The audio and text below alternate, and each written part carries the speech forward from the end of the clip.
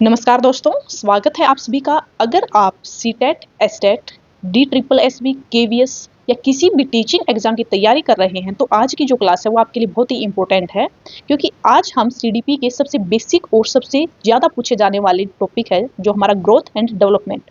इसको इतनी आसान लैंग्वेज में समझेंगे कि आप इसको कभी भी भूल नहीं पाएंगे। टॉपिक है, इसको शुरू करने से पहले एक छोटे से सवाल का जवाब दीजिए कि अगर किसी बच्चे की हाइट बढ़ रही है तो इसका मतलब क्या ये है कि उसका डेवलपमेंट भी बढ़ रहा है, या फिर ग्रोथ और डेवलपमेंट है वो दोनों अलग अलग कंसेप्ट हैं। सो अगर आपको इसका आंसर पता है तो बहुत ही अच्छी बात है। इसका अर्थ है कि आपको ग्रोथ एंड डेवलपमेंट है उनके बेसिक कंसेप्ट के बारे में नॉलेज है। लेकिन अगर आपको इनका आंसर नहीं भी पता है तो भी कोई बात नहीं, इस वीडियो के एंड तक आप इन दोनों के बीच में अच्छे से डिफ्रेंशिएट कर पाएंगे। सो बिना किसी देरी के समझते हैं ग्रोथ क्या होती है और डेवलपमेंट क्या होता है। तो ग्रोथ होती है उसको हिंदी में वृद्धि कहा जाता है, और जो डेवलपमेंट होता है इसको हम विकास कहते हैं। सो जो ग्रोथ है इनको अलग अलग समझने से बेटर है अगर हम दोनों का एक साथ कंपैरिजन लेके चले तो आपको इसकी ज़्यादा बेटर अंडरस्टैंडिंग होगी। ठीक है, तो देखिए जो ग्रोथ होती है वो हमारे फिजिकल एस्पेक्ट से रिलेटेड होती है, जिसके अंदर बच्चे के वेट का मेजरमेंट होता है, बच्चे की हाइट कितनी बड़ी है, यानी कि बच्चे की जो फिजिकल स्ट्रक्चर्ड बॉडी के अंदर जो फिजिकली चेंज होते हैं उनको मेजर किया जाता है, क्योंकि ये सेल डिवीजन बेस्ड होती है। बच्चे के पैरों का बढ़ना, बच्चे के हाथों का बढ़ना, बच्चे की हाइट का बढ़ना, ये किस बेस पे होता है? ये सेल डिवीजन बेस पे होता है। इसीलिए हम जो ग्रोथ है उसका बेस, जो वृद्धि है उसका आधार क्या कहते हैं? Cell division. ठीक है, इसके साथ ही जो ग्रोथ है उसके अंदर सिर्फ और सिर्फ फिजिकल एस्पेक्ट शामिल होता है, यानी कि जो फिजिकल स्ट्रक्चर है उसकी मेजरमेंट की जाती है। ग्रोथ है वो मेजरेबल होती है, क्योंकि हम उसको क्वांटिटेटिव फॉर्म में मेजर कर सकते हैं। जैसे बच्चे का वेट कितना है, 30 केजी, 40 केजी, इसके अकॉर्डिंग बच्चे की हाइट कितनी है। ठीक है, तो ये होती है हमारी ग्रोथ। जो ग्रोथ होती है वो एक्सटर्नली होती है, बाहरी तौर पर हम उसको देख सकते हैं, उसको मेजर कर सकते हैं, उसको ऑब्जर्व कर सकते हैं। ठीक है, तो ये था हमारा बेसिक की ग्रोथ होती क्या है। इसके साथ ही अगर हम डेवलपमेंट की बात करते हैं तो डेवलपमेंट हमारी एफिशिएंसी से रिलेटेड होता है। एफिशिएंसी मीन्स किसी भी चीज़ को करने की क्षमता, कार्य क्षमता। एफिशिएंसी इसका बेस होता है, जबकि जो ग्रोथ है उसका बेस क्या होता है? Cell division. सो ग्रोथ है, ग्रोथ के अंदर हमारी क्या क्या चीज़ें आ जाती हैं? फिजिकल डेवलपमेंट भी आ जाएगा। ठीक है, कोग्निटिव डेवलपमेंट यानी कि जो माइंड का डेवलपमेंट, बच्चे की थिंकिंग किस तरह से डेवलप होती है, बच्चा किस तरह से नॉलेज को क्रिएट करता है, ये सारी चीज़ें हमारी कोग्निटिव डेवलपमेंट से रिलेटेड होती है। इसके साथ ही सोशल डेवलपमेंट, सोशल डेवलपमेंट यानी कि बच्चा अपने पीयर ग्रुप के साथ किस तरह से रहता है, सोसाइटी में किस तरह से इंटरेक्ट करता है, लोगों के साथ उसका किस तरह का व्यवहार है, ये सारी चीज़ें आ जाती हैं हमारी सोशल डेवलपमेंट में। इसके अलावा मोरल डेवलपमेंट यानी कि बच्चे के अंदर नैतिक विकास, बच्चे के अंदर मैनर्स कैसे हैं, ये सारे के सारे हमारे किस में आएंगे? डेवलपमेंट में। ईएम यानी कि इमोशनल डेवलपमेंट। इमोशनल डेवलपमेंट में बच्चा किस स्थिति में किस तरह से एडजस्ट करता है, बच्चे को गुस्सा आ रहा है लेकिन सिचुएशन ऐसी है वो गुस्सा नहीं कर सकता, किस तरह से अपने इमोशंस को कंट्रोल करता है, ये सारी की सारी चीज़ें क्या होती है? इमोशनल डेवलपमेंट में। इसीलिए जो ग्रोथ है वो सिर्फ और सिर्फ फिजिकल एस्पेक्ट से रिलेटेड होता है, और जो डेवलपमेंट है उसके अंदर बाकी जो हमारे डायमेंशंस होते हैं, जैसे फिजिकल डेवलपमेंट हो गया, कोऑर्डिनेशन हो गया, मोरल, सोशल, इमोशनल डेवलपमेंट, ये सारी की सारी चीज़ें हमारे डेवलपमेंट के अंदर आती हैं। जो हमारा डेवलपमेंट होता है वो इंटरनली और एक्सटर्नली दोनों चीज़ें होते हैं। जैसे जो हमारा कोग्निशन डेवलपमेंट होता है, बच्चे के माइंड का डेवलपमेंट होता है, थिंकिंग डेवलपमेंट होती है, उसके अंदर प्रॉब्लम सॉल्विंग की जो एबिलिटी होती है वो डेवलप होती है। तो किस तरह से होती है? वो इंटरनली होती है। इसीलिए जो डेवलपमेंट होता है ना वो बोथ होता है, इंटरनल भी और एक्सटर्नल भी। लेकिन जो ग्रोथ होती है वो सिर्फ और सिर्फ एक्सटर्नल होती है। ठीक है, इसके बाद है कि जो हमारी ग्रोथ है ना वो एक सर्टेन लिमिट होती है ग्रोथ की। एक सर्टेन एज आने के बाद ग्रोथ है वो रुक जाती है। ग्रोथ है वो एक सर्टेन एज पे रुक जाती है, एक लाइफ लॉन्ग प्रोसेस नहीं होती है। जबकि जो डेवलपमेंट होता है वो हमारी लाइफ लॉन्ग प्रोसेस होता है। इसीलिए जो एक स्टेटमेंट दी जाती है डेवलपमेंट के लिए, from womb to tomb. Womb क्या होता है? गर्भ से कब्र तक। जब बच्चा कंसीव होता है तब से बच्चे का डेवलपमेंट है वो शुरू हो जाता है, और जब तक कि लास्ट उसकी स्टेज आती है तब तक डेवलपमेंट है वो कंटिन्यूसली चलता रहता है। सो जो ग्रोथ है वो हमारा प्री बर्थ यानी कि बर्थ से पहले शुरू होकर, लेकिन जो फिजिकल मेच्योरिटी आती है बच्चे की, जो से हम एडोलसेंस एज कहते हैं, तब तक उसकी जो एक एज लिमिट है वहाँ पर आकर रुक जाती है। लेकिन जो डेवलपमेंट है वो कंटिन्यूस रहेगा, क्योंकि डेवलपमेंट के अंदर सिर्फ और सिर्फ फिजिकल एस्पेक्ट्स ना होकर उसकी कॉम्पिटेंसीज भी होती हैं। कॉम्पिटेंसीज यानी कि बच्चे की कार्य क्षमता। ठीक है, इसीलिए जो हमारा ग्रोथ है, ग्रोथ को हम नैरो कंसेप्ट कहते हैं। नैरो मीन्स छोटा कंसेप्ट होता है। ठीक है, लेकिन नैरो क्योंकि इसके अंदर सिर्फ और सिर्फ फिजिकल एस्पेक्ट्स हैं, एंड हमारा जो डेवलपमेंट है वो वाइडर कंसेप्ट है, क्योंकि इसके अंदर क्वांटिटेटिव चीज़ें भी हैं और क्वालिटेटिव भी होती है। सो कई बार बच्चे कंफ्यूज हो जाते हैं कि जो हमारी ग्रोथ है वो क्वांटिटेटिव है यानी कि मात्रात्मक है, और जो डेवलपमेंट है वो हमारा क्वालिटेटिव है यानी कि गुणात्मक। लेकिन जो डेवलपमेंट है उसके अंदर क्वांटिटेटिव भी होगा और क्वालिटेटिव भी होगा, दोनों चीज़ें होंगी। सो पॉइंट नंबर जो 5 है ये याद करने का है कि इसके अंदर दोनों चीज़ें होती हैं। जो डेवलपमेंट है उसको मेजर भी कर सकते हैं, मात्रात्मक फॉर्म में भी और उसको ऑब्जर्व भी कर सकते हैं, यानी कि मेजरेबल और ऑब्जर्वेशन दोनों चीज़ें हमारे डेवलपमेंट में होती हैं। लेकिन जो ग्रोथ होती है वो सिर्फ और सिर्फ मेजरेबल होती है और सिर्फ क्वांटिटेटिव फॉर्म में होती है। ठीक है, इसके बाद देखिए जो डेवलपमेंट है, डेवलपमेंट एक फिक्स्ड सीक्वेंस है, उसको फॉलो करता है।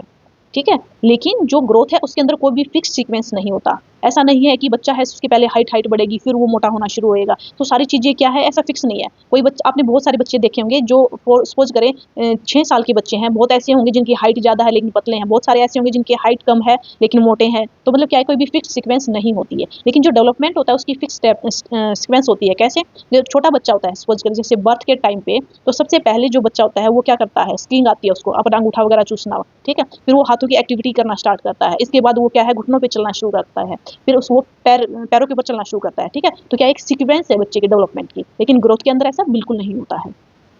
ग्रोथ होती है ना, ग्रोथ हमारा पार्ट होता है डेवलपमेंट का। ठीक है, सो ग्रोथ एक नैरो टर्म है, डेवलपमेंट एक ब्रॉड टर्म है। ग्रोथ है वो डेवलपमेंट का एक छोटा सा पार्ट है, सिर्फ इससे आप समझ सकते हैं, क्योंकि ग्रोथ सिर्फ फिजिकल एस्पेक्ट से रिलेटेड है एंड जो डेवलपमेंट है वो बाकी जो एस्पेक्ट्स हैं उनको भी रिलेट करता है। सो आई होप यहाँ तक आपको ग्रोथ एंड डेवलपमेंट दोनों के बीच में डिफरेंस अच्छे से समझ में आ गया होगा। सो जो मैंने सवाल पूछा था कि किसी बच्चे की हाइट बढ़ रही है तो क्या उसका डेवलपमेंट भी बढ़ रहा है। ठीक है, तो यहाँ उस सवाल तक पहुँचने में आपको कुछ कंसेप्ट है वो क्लियर हो गए होंगे। सो ये थे हमारे डिफरेंट ग्रोथ एंड डेवलपमेंट। अब है कि जो ग्रोथ और डेवलपमेंट है वे एक दूसरे को किस तरह से अफेक्ट करते हैं। देखिए जो ग्रोथ है वो डेवलपमेंट का एक छोटा सा पार्ट है, तो ग्रोथ है वो डेवलपमेंट को अफेक्ट नहीं करती। अगर किसी बच्चे की ग्रोथ रुक जाती है तो जरूरी नहीं है उसका डेवलपमेंट भी रुकेगा, क्योंकि जैसे हमने देखा कि एक मैच्योरिटी एक सर्टेन लेवल आने के बाद ग्रोथ है रुक जाती है, लेकिन डेवलपमेंट है वो कंटिन्यूस रहता है। इसीलिए जो ग्रोथ है वो अगर किसी बच्चे की वीक है तो जो डेवलपमेंट है वो नहीं रुकेगा। इसके बाद आते हैं हमारी जो डेवलपमेंट है उसके डिफरेंट डायमेंशंस। सो जो डेवलपमेंट है, डेवलपमेंट के अंदर सबसे पहला आता है हमारा फिजिकल डेवलपमेंट। जो फिजिकल डेवलपमेंट है इसी के अंदर हमारी ग्रोथ होती है। सो फिजिकल डेवलपमेंट किसको कहते हैं कि एक पर्टिकुलर एज के अकॉर्डिंग बच्चे की फिजिकल स्ट्रक्चर में चेंज, उसकी हाइट में चेंज, उसकी बॉडी में चेंज, उसके वेट में चेंज, उसके नर्वस सिस्टम में डेवलपमेंट, उसकी मस्कुलर चीज़ें ठीक है, तो इन सब के अंदर जो चेंज होता है एक पर्टिकुलर एज नॉर्म्स के अकॉर्डिंग उसको हम फिजिकल डेवलपमेंट कहते हैं। अब आप जो वर्ल्ड हेल्थ ऑर्गेनाइजेशन है उसका एक चार्ट आप कहीं से भी देख सकते हैं, गूगल वगैरह पे भी मिल जाएगा। उसके अंदर क्या होता है कि इस एज जैसे 6 ईयर एज है तो उसके अंदर बच्चे की हाइट कितनी होनी चाहिए, एक हेल्दी बच्चे की हाइट कितनी होनी चाहिए, उसका वेट कितना होना चाहिए। ठीक है, तो ये आता है हमारा फिजिकल डेवलपमेंट जो कि हमारे एज नॉर्म्स के अकॉर्डिंग डेवलपमेंट से रिलेटेड होता है। ठीक है, सो फिजिकल डेवलपमेंट है वो हमारा ग्रोथ से रिलेटेड है। स्टार्टिंग से लेकर अब तक हमने यही समझा। इसके क्योंकि ग्रोथ भी हमारा डेवलपमेंट का पार्ट है इसलिए फिजिकल डेवलपमेंट है हमारा डेवलपमेंट के अंदर इंक्लूड होगा। इसका एक छोटा सा डायमेंशन है। ठीक है, नेक्स्ट जो डायमेंशन होता है हमारा वो है मोटोर डेवलपमेंट। एक तो होता है मोटोर डेवलपमेंट, एक होता है मोरल डेवलपमेंट। दोनों अलग अलग है। मोटोर डेवलपमेंट क्या होता है, किसी बच्चे के कार्य करने की क्षमता से रिलेटेड होता है, यानी कि एफिशिएंसी, यानी कि कैपेसिटी टू वर्क, यानी कि किसी भी बच्चे के कार्य करने की क्षमता। ठीक है, कोई बच्चा है किस तरह से बॉडी पे कंट्रोल होता है, कितना वो वेट उठा सकता है, कितनी उसकी दौड़ने की कैपेसिटी है, कितनी काम करने की क्षमता है, ये सारी की सारी चीज़ें हमारे मोटर डेवलपमेंट में आती हैं। सो जो मोटर डेवलपमेंट है हमारा वो दो तरह से होता है। एक तो होता है हमारा मसल्स में जैसे हमारे बच्चे की दौड़ने की कैपेसिटी आ गई, बच्चे की वेट लिफ्टिंग कैपेसिटी आ गई, यानी कि जो फिजिकल वर्क होता है वो मसल्स से रिलेटेड होता है। दूसरा डेवलपमेंट होता है मोटर के अंदर नर्वस सिस्टम का, नर्वस सिस्टम डेवलपमेंट होता है जिसके अंदर बच्चे की सोचने समझने की शक्ति, बच्चे की मेंटल एबिलिटी किस तरह से डेवलप होती है। ठीक है, माइंड किस तरह से डेवलप होता है वो आता है हमारा नर्वस सिस्टम में। सो जो मोटर डेवलपमेंट है इसको दो तरह से पार्टिसिपेट करते हैं हम। फर्स्ट होता है हमारा फाइन मोटर। सो जो फाइन मोटर होता है वो हमारे मेंटल वर्क से रिलेटेड होता है। फाइन मोटर यानी कि हमारी जो स्मॉल मसल्स हैं उनको हम इसके अंदर इंक्लूड करते हैं। इसके अंदर क्या है, बच्चे की सोचने समझने की शक्ति, मेंटली वर्क कितना अच्छे से कर सकता है। लेकिन जो ग्रोस मोटर होती हैं वो हमारे, ग्रोस का मतलब होता है बड़ी, बिग मसल्स, जो हमारे फिजिकल वर्क है उससे रिलेटेड होता है। इसके बाद हमारा जो नेक्स्ट डायमेंशन है वो है कोग्निटिव डेवलपमेंट। कोग्निटिव डेवलपमेंट में क्या आता है कि बच्चे की चीज़ों को रिसीव करने की एबिलिटी, उसके बारे में सोचने की, इमेजिनेशन करने की, ऑब्जर्व करने की, कि कोई भी चीज़ है उसको क्रिएट करना, प्रॉब्लम सॉल्विंग, ये सारी की सारी चीज़ें हमारी किसमें आ जाती हैं, कोग्निटिव डेवलपमेंट में। सो कोग्निटिव डेवलपमेंट इसका मीन्स क्या होता है, perception, thinking, imagination, observation, creativity and problem solving and all those activities which are related to the intellectual development. बच्चे के बौद्धिक विकास से रिलेटेड जो भी एक्टिविटी होती हैं वो हमारे कोग्निटिव डेवलपमेंट के अंदर आती है। ठीक है, तो जो कोग्निटिव डेवलपमेंट है इसी के अंदर यहाँ पर कोग्निशन जो मेन इधर लिखा हुआ है ना, एक होती है हमारी ब्लूम टैक्सोनॉमी। तो ब्लूम टैक्सोनॉमी है, उन्होंने 3 चीजें बताई, 3 डोमेन दिए हैं। एक होता है हमारा कोग्निटिव डोमेन, दूसरा अफेक्टिव डोमेन और तीसरा होता है साइकोमोटर डोमेन। सोशल डेवलपमेंट यानी कि सामाजिक विकास। तो सामाजिक विकास है क्या क्या करता है कि किस इन्वायरमेंट है उसमें कोई भी स्टूडेंट है, कोई भी चाइल्ड है, किस तरह से एडजस्ट करता है, इसको हम कहते हैं सोशल डेवलपमेंट। लोगों के साथ, उसके पीयर ग्रुप के साथ, सोसाइटी के साथ किसी भी स्टूडेंट के कैसे रिलेशन है। हम कहते हैं कोई बच्चा है जो अंदर ही अंदर रहता है घर के अंदर, ठीक है, लेकिन बाहर नहीं निकलता। कुछ ऐसे होते हैं जिसके बहुत सारे फ्रेंड्स होते हैं, तो हम क्या कहते हैं, किसी उस बच्चे का सोशल डेवलपमेंट अच्छा नहीं है जो सिर्फ अपने घर के अंदर रहता है, किसी से बातें नहीं करता। इसके अलावा जो दूसरा बच्चा है जो जिसके बहुत सारे फ्रेंड सर्कल हैं, जो सोसाइटी में सबके साथ इंटरेक्ट करता है, तो हम कहते हैं उसका सोशल डेवलपमेंट है वो अच्छा है। तो एक्चुअली में सोशल डेवलपमेंट में क्या है कि एडजस्टमेंट विद द एनवायरनमेंट और साथ में एडजस्टमेंट विद द सोसाइटी। तो सोशल एडजस्टमेंट में बच्चे का सोशली बिहेवियर है उसको मेजर किया जाता है। इसमें क्या है कि सोसाइटी किसी भी बच्चे को कितना एक्सेप्ट करती है।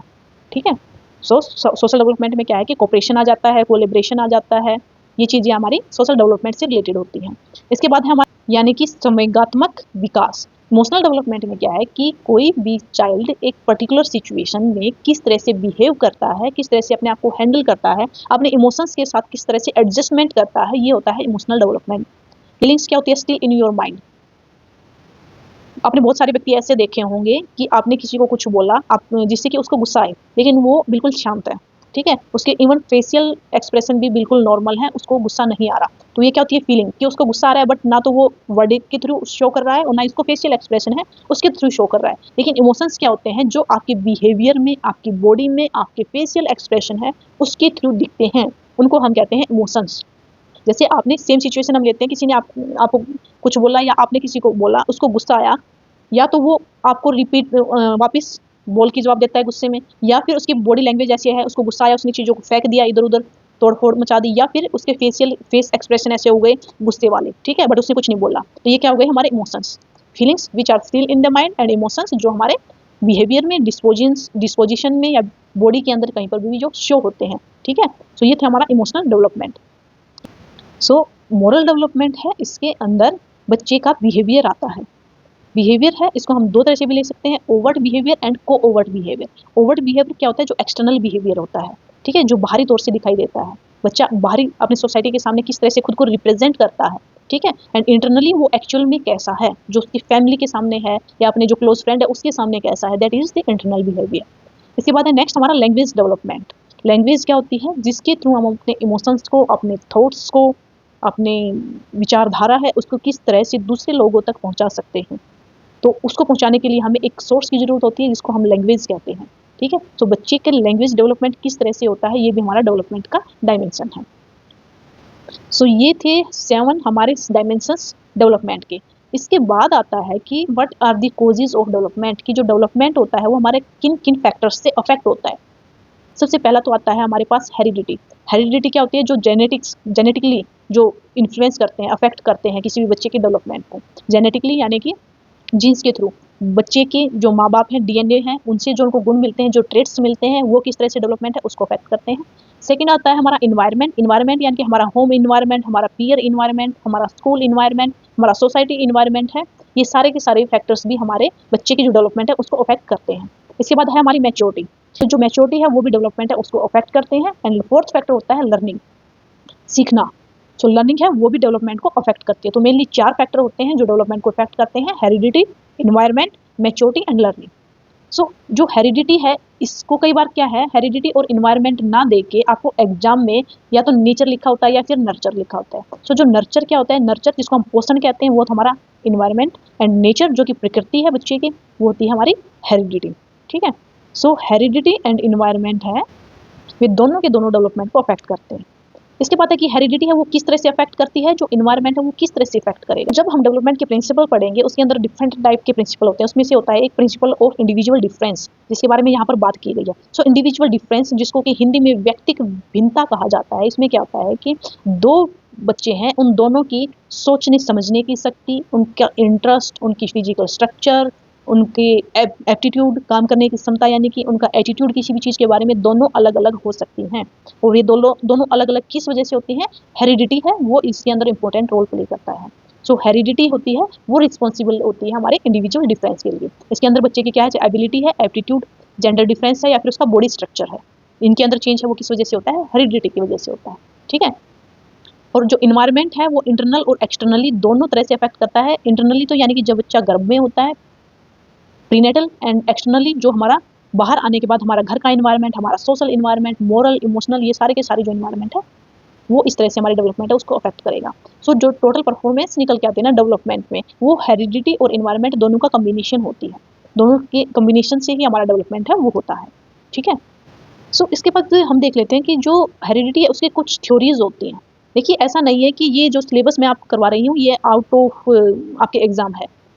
अभी भी आपने रिसेंटली एस्टेट का एग्जाम हुआ है, उसके अंदर भी सीडीपी थी, तो उसके अंदर भी हेरिडिटी के कौन कौन से प्रिंसिपल हैं, कौन सा नहीं है, इस तरह का क्वेश्चन आया हुआ था कि आपको 4 ऑप्शन दिए गए थे, उसमें से पूछा गया था कि इनमें से कौन सा हेरिडिटी का प्रिंसिपल नहीं है। तो जितने भी मैं आपको अभी तक मैंने टॉपिक करवाए हैं जिसमें डायमेंशंस पूछे गए हैं या फिर हम अभी जो थ्योरीज ऑफ हेरिडिटी कर रहे हैं, ये सारे के सारे आपके सीडीपी के टीचिंग एग्जाम्स हैं या फिर आपके जो ये आप एस्टेट सीटेट वगैरह है इनके लिए दे रहे हैं, सबके अंदर ये बहुत ही इंपॉर्टेंट टॉपिक है, तो इसको आप बिल्कुल भी स्किप ना करें बीच में। ठीक है। सो इसमें है कि थ्योरीज ऑफ हेरिडिटी, हेरिडिटी की कौन कौन सी थ्योरीज हैं। तो सबसे पहले है इसमें प्रिंसिपल ऑफ डिसिमिलियरिटी। तो प्रिंसिपल ऑफ डिसिमिलियरिटी में क्या कहा गया था कि अगर किसी बच्चे का पेरेंट्स स्पेसिफिक है यानी कि उसके अंदर कुछ स्पेशल कैरेक्टरिस्टिक्स हैं, तो जो बच्चा है उसके अंदर भी कुछ स्पेशल कैरेक्टरिस्टिक्स होंगी। यानी कि अगर पेरेंट्स इंटेलिजेंट हैं तो बच्चा भी इंटेलिजेंट होगा। ये है हमारा प्रिंसिपल ऑफ डिसिमिलियरिटी। लेकिन ये फेल हो गया था ट्विंस के केस में कि अगर ट्विंस है तो जरूरी नहीं है कि दोनों के दोनों बच्चे हैं वो इंटेलिजेंट हो। ठीक है। इसके बाद था हमारा दूसरा प्रिंसिपल ऑफ रिग्रेशन। जो प्रिंसिपल ऑफ रिग्रेशन है ये सोरेन किकर के द्वारा दिया गया था और इन्होंने क्या कहा था कि चाइल्ड है वो अपने पेरेंट्स से अपोजिट कैरेक्टरिस्टिक्स उसके अंदर हो सकती हैं। अगर बच्चा पेरेंट्स इंटेलिजेंट है तो बच्चा है वो डम हो सकता है। ठीक है। तो इसीलिए इसको रिग्रेशन यानी कि इसने अपोजिशन की थी किसकी? प्रिंसिपल ऑफ डिसिमिलियरिटी की। इसके बाद है हमारा नेक्स्ट प्रिंसिपल वाइजमैन प्रिंसिपल या बिजमैन प्रिंसिपल भी कहा जाता है। सो इन्होंने क्या कहा था कि जो बच्चे के अंदर गुण है, ट्रेट का ट्रांसफर होता है, वो जेनेटिक फ्लूइड के द्वारा होता है। हेरिडिटी की बात कर रहे हैं यहाँ पर, तो इनका क्या कहना था कि जो बच्चे के अंदर गुण जाते हैं ना पेरेंट्स से या किसी भी तरह से, ठीक है, तो वो जेनेटिक फ्लूइड होता है, उसके थ्रू जो ट्रेट्स हैं वो पेरेंट्स से बच्चे के अंदर जाते हैं। ठीक है। हमारा रिग्रेशन टू प्योरिटी, इसके अंदर क्या कहा गया था कि जो इसमें ट्रेट है ना उसका मूवमेंट मोस्टली होता है प्योर क्वालिटी की तरफ, प्योर क्वालिटीज। जैसे अगर किसी बच्चे के पेरेंट्स में से जो फादर है वो इंटेलिजेंट है लेकिन मदर है वो एवरेज है, ठीक है, तो बच्चे के इंटेलिजेंट होने के चांसेस ज़्यादा हैं। ठीक है। इसके बाद है हमारा next Galton theory of biometry. जो ये बायोमेट्री थ्योरी है ये दी गई थी सर फ्रांसिस गाल्टन के द्वारा और इन्होंने कहा था कि जो बच्चे के अंदर ट्रेट्स आते हैं यानी कि जो गुण आते हैं वो सिर्फ और सिर्फ पेरेंट्स से नहीं आते, पेरेंट्स यानी कि मदर और फादर से नहीं आते हैं, ये इसकी जो प्रीवियस जनरेशन होती है यानी कि उनके दादा दादी या नाना नानी है वहाँ से भी अगर कोई ऐसा डोमिनेंट कैरेक्टरिस्टिक्स उससे क्या कहते हैं ना खानदानी ये चीज़ उसके अंदर कैरेक्टरिस्टिक्स है, तो वो जो खानदानी कैरेक्टरिस्टिक्स वो जरूरी नहीं है सिर्फ और सिर्फ पेरेंट्स से हो, वो नाना नानी दादा दादी जो प्रीवियस जनरेशन है वहाँ से भी आ सकती है। ये कहना था सर फ्रांसिस गाल्टन का। इसके बाद है हमारा नेक्स्ट मेंडल्स प्रिंसिपल। उन्होंने बात की थी डीएनए। डीएनए की जो फुल फॉर्म होती है क्या होती है? Deoxy ribo nucleus acid. ये फुल फॉर्म भी कई बार पूछ ली जाती है। तो इनका यही कहना था कि कोई भी ट्रेट है वो प्रीवियस जनरेशन से डायरेक्टली इनबॉर्न बेबी के अंदर आ सकता है। ठीक है। इसके बाद थी चार्ल्स डार्विन थ्योरी। इनकी दो थ्योरी है, थ्योरी ऑफ नेचुरल सिलेक्शन और सर्वाइवल ऑफ फिटेस्ट। ठीक है। इन्होंने क्या कहा था जी effect of environment on heredity की जो हेरिडिटी है उसके ऊपर इन्वायरमेंट है उसका इफेक्ट होता है। ठीक है। सो यहाँ तक हमने हेरिडिटी और इन्वायरमेंट है इनके बारे में पढ़ लिया है। अब देख लेते हैं हम स्टेजेस ऑफ द डेवलपमेंट है उसकी डिफरेंट स्टेजेस हैं क्या होती हैं। सो डेवलपमेंट है इसकी मेनली 4-5 स्टेजेस के अंदर इसको डिवाइड किया जाता है। सबसे पहली होती है हमारी प्रीनेटल में कौन सी होती है यानी कि बर्थ से पहले, वॉर्म टू बर्थ यानी कि बच्चे के गर्भधारण से लेकर उसके जन्म तक। ठीक है। सो इसमें क्या होता है कि जो 3rd मंथ होता है बेबी का कंसीव होने के बाद उसके अंदर बच्चे का सेक्स है वो डिटरमिनेट हो जाता है कि मेल है या फीमेल है। ठीक है। इसके बाद आती है हमारी इन्फेंसी स्टेज जो होती है वो 0 से 2 साल की होती है। इसके अंदर बच्चे की जो थिंकिंग पावर है यानी कि कोग्निटिव डेवलपमेंट नहीं हुआ होता। इसके अंदर बच्चे की जो सेंसरी ऑर्गन्स होती हैं वही बच्चे की थिंकिंग टूल्स होते हैं। सो सेंसरी ऑर्गन्स से मतलब है कि बच्चा जो देखता है उसी से चीज़ों को सीखता है, उसके अंदर सोचने समझने की शक्ति नहीं होती। ठीक है, अगर आपने किसी बच्चे को एक काम उसको बेड पे करने से मना किया है तो वही काम वो चेयर पे करने लग जाएगा। सपोज करिए आपने बच्चे को बेड पे जंप करने से मना किया है तो उसके वही काम वो क्या है चेयर पे करने लग जाएगा या सोफे पे जंप करने लग जाएगा, क्योंकि उसके अंदर ये कॉग्निटिव पावर नहीं है कि उसको बेड पे जंप करने से मना क्यों किया गया है। उसके अंदर सिर्फ ये पावर होती है, उसको ये काम यहाँ पे करने के लिए मना किया है तो वो यहाँ पे नहीं करेगा लेकिन दूसरी जगह पे कर देगा। ठीक है, मतलब जो वो देखता है सिर्फ आंखों से, जो देखता है सुनता है कानों से, सिर्फ वही उसके थिंकिंग टूल्स होते हैं। उसका जो दिमाग है उसके पीछे का फैक्ट्स रीजंस क्या होते हैं उसके बारे में बच्चा नहीं सोच पाता, बहुत छोटा होता है। ठीक है, इसके अंदर जो डेवलपमेंट है वो बहुत ही तेजी से होता है, रैपिड डेवलपमेंट होता है। लर्निंग बाय इमिटेशन, देखिए लर्निंग बाय डूइंग नहीं, करके नहीं सीखता, यहाँ पर क्या करता है इमिटेशन। इमिटेशन का अर्थ होता है अनुकरण, किसी भी चीज़ को फॉलो करना। अगर उसकी मम्मी कुछ काम कर रही है किचन में तो वो भी उसको फॉलो करेगा। ठीक है, किसी के कोई बच्चा अपने जो डैड है फादर है उनको देख रहा है ऑफिस में जाते हुए तो उसी की वो एक्टिंग करने लग जाएगा। ठीक है, तो इमिटेशन अनुकरण के द्वारा सीखते हैं। और क्या होते हैं डिपेंड्स ऑन अदर, दूसरे के ऊपर डिपेंड होते हैं। और क्या है सेल्फ लविंग, खुद से उनका क्या होता है कि यस मैं ही मेजोरिटी पावर हूँ घर में, मैं कार्टून देखूंगा तो सभी बच्चे कार्टून देखेंगे, घर में जितने भी सदस्य हैं सभी फैमिली मेंबर्स हैं वो कार्टून ही देखेंगे, यानी कि सेल्फ लविंग होते हैं, खुद को मेजोरिटी देते हैं। ये कैरेक्टरिस्टिक्स होती है हमारे इन्फेंसी स्टेज की। इसके बाद हमारी चाइल्डहुड स्टेज, इसको हमने दो स्टेज में कन्वर्ट किया हुआ है, एक होती है हमारी टॉय स्टेज, दूसरी होती है हमारी प्ले स्टेज। जो अगर टोटल चाइल्डहुड स्टेज की एज पूछी जाती है तो वो होती है हमारी 3 से 11 वर्ष।